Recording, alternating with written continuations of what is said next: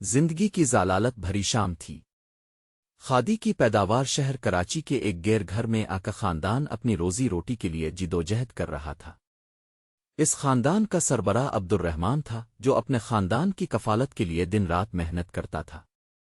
اس کی بیوی رخسانہ ایک اچھی گھریلو خاتون تھی جو اپنے خاندان کی دیکھ بھال کرتی تھی۔ ان کے 2 بچے تھے، آکسر اور زینب۔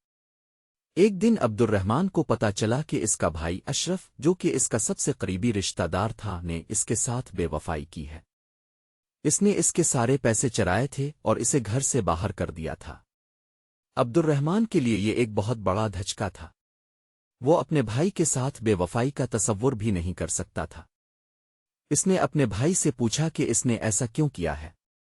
اشرف نے جواب دیا کہ وہ اپنے خاندان کی کفالت کے لیے پیسے کی ضرورت تھی۔ عبد الرحمان کو یہ بات بہت باری لگی۔ اس نے اپنے بھائی کو سمجھایا کہ وہ اس کے ساتھ مل کر کام کرے تو دونوں کے خاندان کی کفالت ہو سکتی ہے، لیکن اشرف نے اس کی بات نہیں مانی۔ اس نے کہا کہ وہ اپنے خاندان کی کفالت کے لیے جو بھی کرنا ہوگا کرے گا۔ عبد الرحمان کو یہ بات بہت باری لگی۔ اس نے اپنے بھائی کو کہا کہ وہ اس کے ساتھ کبھی بھی نہیں رہے گا۔ اس کے بعد عبد الرحمان نے اپنے خاندان کو لے کر شہر کے ایک دوسرے علاقے میں چلے گیا۔ وہاں انہوں نے ایک نئی زندگی شروع کی۔ عبد الرحمان نے ایک نئی نوکری حاصل کی اور اس کی بیوی نے گھر پر کپڑے سی کرنا شروع کر دیے۔ ان کے بچے بھی نئے اسکول میں داخل ہو گئے، لیکن عبد الرحمان کو اس کے بھائی کی بے وفائی کا داغ ہمیشہ رہا۔ وہ اسے کبھی بھی معاف نہیں کر سکا۔ کچھ عرصے بعد عبد الرحمان کی بیوی رخسانہ بیمار پڑ گئی۔ اسے ہسپتال لے جا گیا۔ ڈاکٹروں نے کہا کہ اسے ایک مہنگی سرجری کی ضرورت ہے۔ عبد الرحمان کے پاس آتن رقم نہیں تھی۔ اس نے اپنے تمام رشتہ داروں سے مدد مانگی، لیکن کوئی بھی اس کی مدد نہیں کرنا چاہتا تھا۔ اس نے اس کے بھائی اشرف سے بھی مدد مانگی، لیکن اس نے بھی اس کی مدد نہیں کی۔ عبد الرحمان کو یہ بات بہت باری لگی۔ اس نے سوچا کہ وہ کیا کرے گا۔ وہ اپنی بیوی کی صحت کے لیے بہت فکر مند تھا۔ اس نے اپنے بچوں کو بھی بہت پریشان دیکھا۔ انہیں بھی اپنی ماں کی صحت کے لیے بہت فکر تھی۔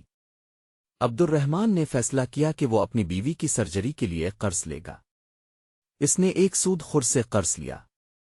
اس کے بعد اس کی بیوی کی سرجری ہوئی۔ اس کی بیوی تھوڑے دنوں بعد ہسپتال سے واپس آ گئی۔